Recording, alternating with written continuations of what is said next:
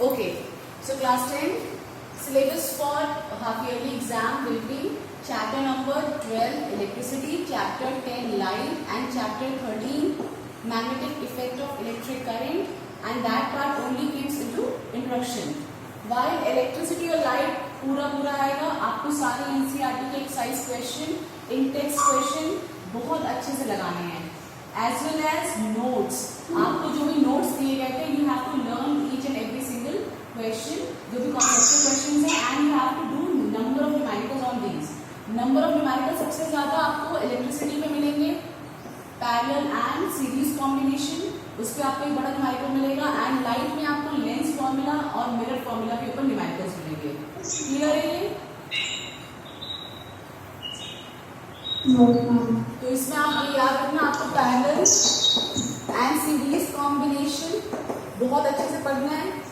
I will take a test in next week. I will take a test from chapter number 12 and light में आपको पढ़ना है mainly mirror formula and lens formula that you have to do for the numerical part. Clear? While from chapter number 13 magnetic effect of electric current, you are going to have only conceptual questions. सिर्फ आपसे concept based question पूछे जाएंगे, either they are of 1 mark or 3 mark. इससे ज्यादा नहीं आएगा. And I'll give the syllabus up to solenoid part. आपको मैं ज्यादा इसका जो इम्पोर्टेंट पार्ट है दैट इज इलेक्ट्रिक मोटर, वो आपके नेक्स्ट प्री बोर्ड्स में आना शुरू हो जाएगा जब आपका पूरा सिलेबस खत्म हो जाएगा. बिकॉज यू नो दैट ये चैप्टर आपका वैसे ही हाफ हो चुका है सीबीएसई के अकॉर्डिंग. आपका जनरेटर वाला पार्ट पूरा हटा दिया गया है. ठीक है, जनरेटर वाला पार्ट पूरा हटा दिया गया है एंड आपके सिलेबस में 2.5 चैप्टर आ रहे हैं. तो मैग्नेटिक जो चैप्टर नंबर 13 है उसका भी जो बचा हुआ पार्ट है, अगर आप उसका हाफ करते हो तो आपको सिर्फ सोलेनॉइड तक पढ़ना है. Electric motor, left hand Fleming's, left hand rule, ये सब आपको नहीं पढ़ना है अभी इस एग्जाम के लिए, हाफ ईयरली के लिए. ऑल्दो आपको सब पढ़ना है. ठीक है, so try to give 30 minute at least for physics every day for solving the numericals and learning the conceptual questions or definition based question or derivation mirror formula, lens formula आपको आना चाहिए. क्लियर है? रे डायग्राम्स पेंसिल से बहुत अच्छे से practice करना शुरू कर दो, बिकॉज रे डायग्राम जरूर आएंगे. कॉनकेव मिरर और कॉन्वेक्स लेंस, इन दोनों के रे डायग्राम्स आपको बहुत अच्छे से आने चाहिए. और भी 5 केसेस, इसमें कोई भी एक केस पूछ सकता है. क्लियर? इसमें कोई डाउट तो नहीं है? योर एग्जाम इज ऑन 26 सितंबर. आज 1 सितंबर है. आपका हाफ एग्जाम साइंस का कब है? You have got date sheet, right? Yes ma'am. So when will आपका एग्जाम कब है डेट शीट के अकॉर्डिंग साइंस का?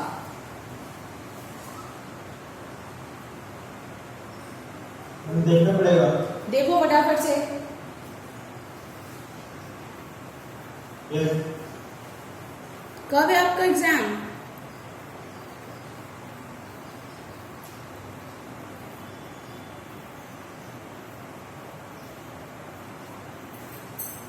जल्दी बताइए, कब है आपका एग्जाम?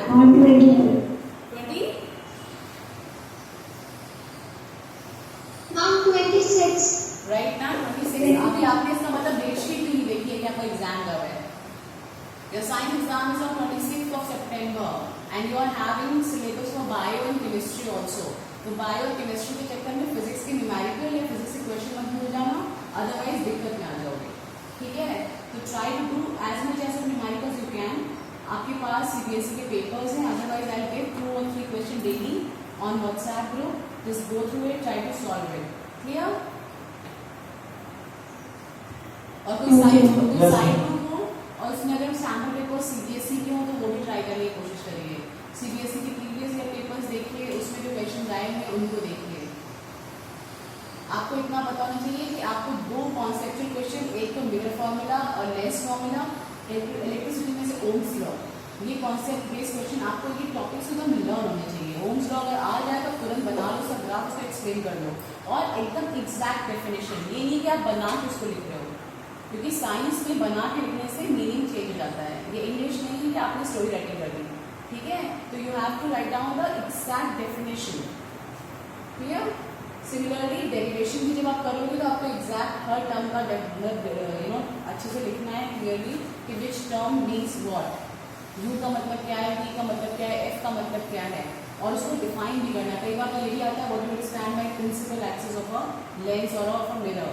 तो आपको बताना पड़ेगा. और what is a pole. ऐसे 1 मार्क के क्वेश्चन इस तरीके के भी आते हैं. तो you have to understand all this. आपको ये बहुत अच्छे से क्लियर होना चाहिए. सिलेबस अच्छे से क्लियर हो गया है. अब मुझसे कोई अलग से पर्सनल चैट में नहीं पूछेगा कि मैम कौन सा चैप्टर आ रहा है, क्या क्या चैप्टर में आ रहा है, ये मुझसे कोई नहीं पूछेगा.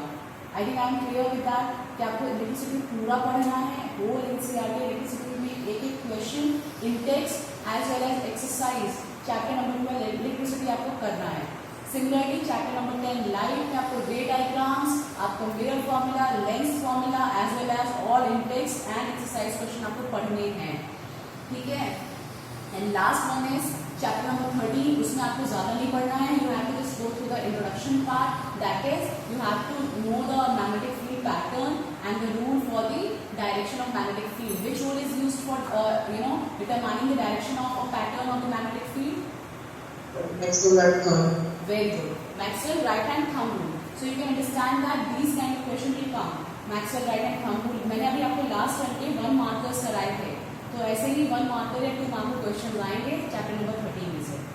और जो इसका मेजर पार्ट है दैट इज इलेक्ट्रिक मोटर और फ्लेमिंग्स लेफ्ट हैंड रूल. ये सब आपका आएगा कीबोर्ड में when we complete this chapter 13 completely. Clear?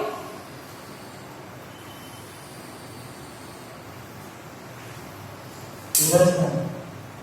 बेटा हम खाली human eyes, हम खाली human eyes. बेटा ह्यूमन आई में अंदर difference. Colour. If you can go through the detailed syllabus, just go through the detailed syllabus I have given on the WhatsApp. उसमें दिया हुआ है defects of human eye, यानी कि hypermetropia या myopia, ये सब हटा दिया गया है. These are the most important topic of this chapter. इसमें सबसे ज्यादा क्वेश्चन इसी दो टॉपिक्स आते थे, इसी में न्यूमेरिकल आते थे. तब यही हटा दिया. उसके बाद उन्होंने रिफ्लेक्शन टू प्रिज्म हटा दिया और उन्होंने जो भी मतलब उसमें और टॉपिक्स हैं स्मॉल टॉपिक्स. हाँ हम ये ना रिफ्लेक्शन ना तो एस्पेक्ट नहीं आता है. ओके. वैसे ये आपके प्रैक्टिकल में है तो एक बार मैं I confirm it with ma'am कि whether I have to give it through a chapter और इनटू अ प्रैक्टिकल, क्योंकि प्रैक्टिकल में आपके लिए है. अब इसका कंप्यूटर सिस्टम सीरियस में डाल. ओके चलो ठीक है. बेसिकली आपको अभी फिलहाल ये चीज समझना है. ह्यूमन आई आपका नेक्स्ट उसमें है, नेक्स्ट टर्म में हम पूरा करेंगे तो हम लोग देखेंगे और जो भी टॉपिक्स में नहीं दिया होगा वो मैं सब पढ़ा दूंगी. ठीक है फिर. ओके.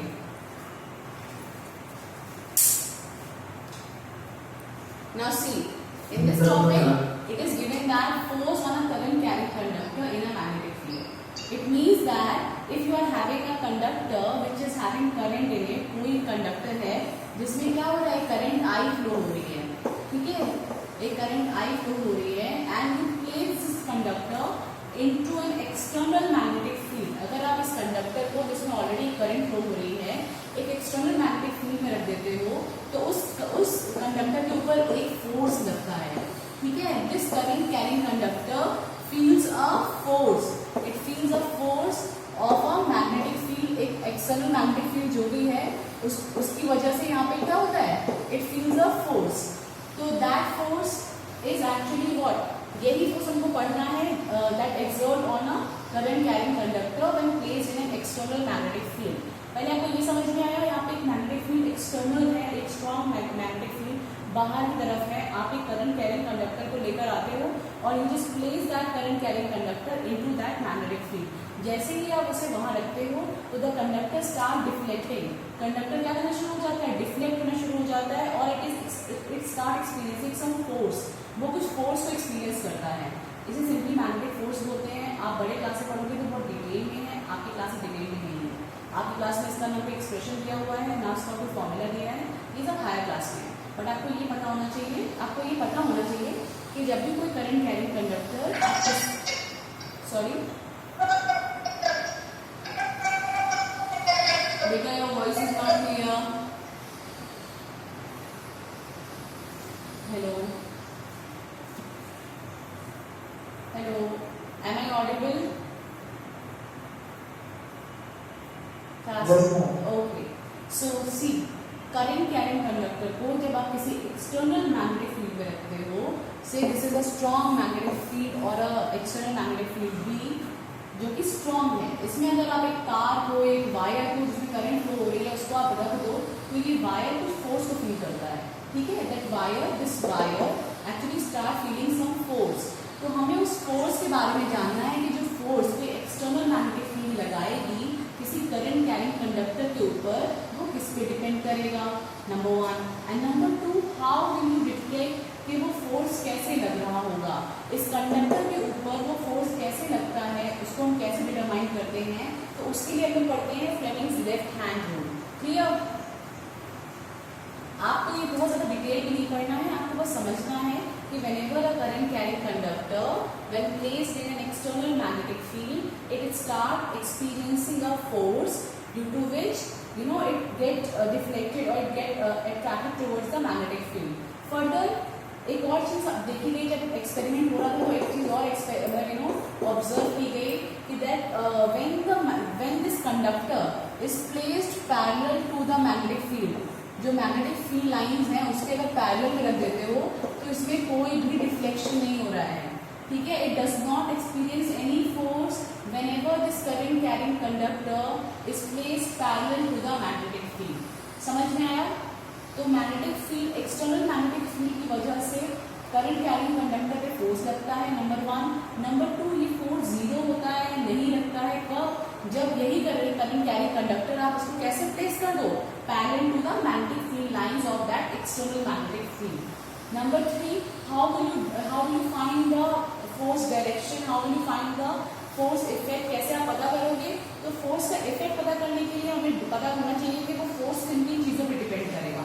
एंड नंबर 2, आपको ये पता होना चाहिए हम कैसे डिटरमाइन करेंगे डायरेक्शन ऑफ फोर्स, कि फोर्स का डायरेक्शन किधर है, फोर्स किस डायरेक्शन में लगेगा उस करंट के ऊपर।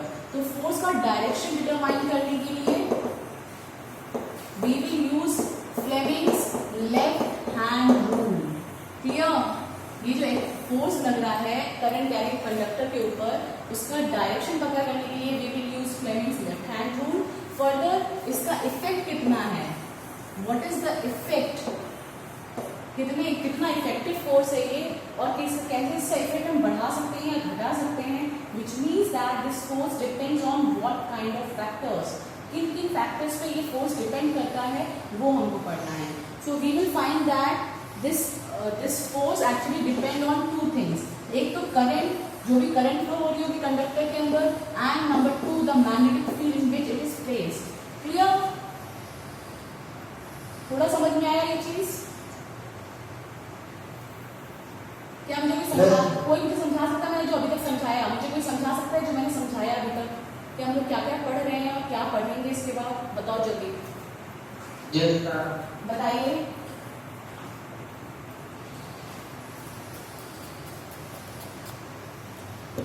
So you said that when we parallel to the magnetic field line that show the but when yes but but cross the lines it simply says that when you place a current carrying conductor in any direction, आप किसी भी position में उसको रखते हो तो it experiences a force. ये current carrying conductor whether it is a loop और अ सोलेनॉइड और अ स्ट्रेट वायर, क्योंकि ये सारे कंडक्टर्स हैं, जिसमें भी करंट फ्लो होगी वो कंडक्टर है, ठीक है। तो आप किसी भी कंडक्टर को जब भी किसी एक्सटर्नल मैग्नेटिक फील्ड में रखते हो तो that conductor start experiencing a force, अगर किसी भी पोजीशन में रखा हुआ है। लेकिन अगर if you place that conductor parallel to the magnetic field lines, अगर आप उसको मैग्नेटिक फील्ड लाइंस के पैरेलल में रख देते हो, then you see that there is no force acting over the conductor. पहली चीज ये समझ में आई बेटा? तो in which condition the current carrying conductor does not experiences any force when placed into a external magnetic field? Tell me the position, tell me the condition.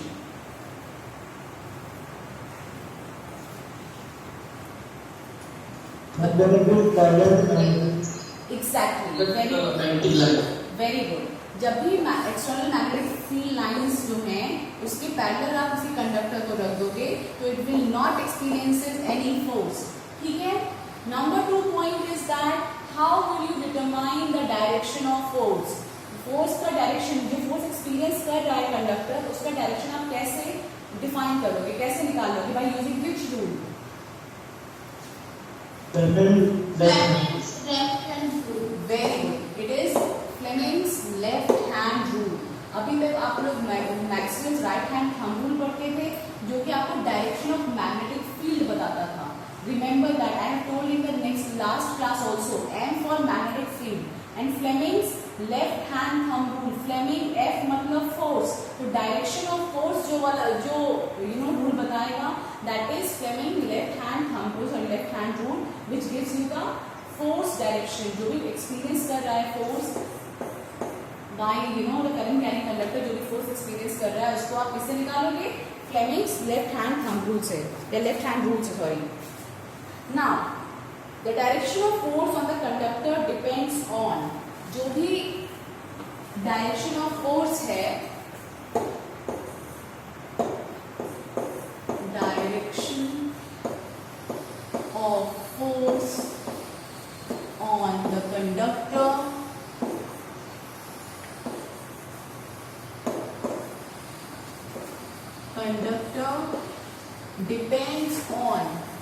depends on two factors. Depends on number 1, किस चीज को मैंने बताया था कि depend करेगा? external magnetic field. Number 1 पहले बेटा करंट, ठीक है. It depends on the direction of current. ठीक है. सबसे पहले आपको याद रखना है कंडक्टर के अंदर क्या फ्लो हो रहा है, करंट ही फ्लो हो रहा है ना. तो first of all we will talk about internal things and then external things. तो सबसे पहले we will talk about, wait a minute, current I. So write down the direction of force on the conductor. The direction of force on the conductor can be reversed by reversing the direction of current. ठीक है.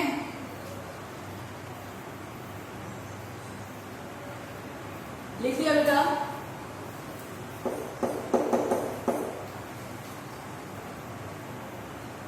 Yes, ma'am. Second point on which the direction of force depend is on the direction of magnetic field. ठीक है. So the direction of force on the conductor can be reversed by reversing the direction of magnetic field by interchanging the position of poles. What will happen? अगर आपको direction of force को change करना है तो what you can done, अगर force इस direction में लग रहा है तो आप by changing the direction of field, अगर आप फील्ड का ही डायरेक्शन चेंज करो, like if the field is in this direction, if you change the direction of field, the direction of force will change. Clear? So you can reverse the direction of force by reversing the direction of magnetic field. Similarly, you can reverse the direction of force by reversing the direction of current. अगर आप current को upward direction में flow करा रहे थे तो force अगर मान लो इस डायरेक्शन में लग रहा है, अगर आपने डाउनवर्ड कर दिया तो फोर्स ऑपोजिट डायरेक्शन में लगना शुरू हो जाएगा. ठीक है. तो you can change the direction of force by using both these things. Number 1, by reversing the current, the direction of force will reverse. Further, by reversing the direction of magnetic field, the direction of force will reverse. So by interchanging all these two things, we can change the direction of the force. Clear?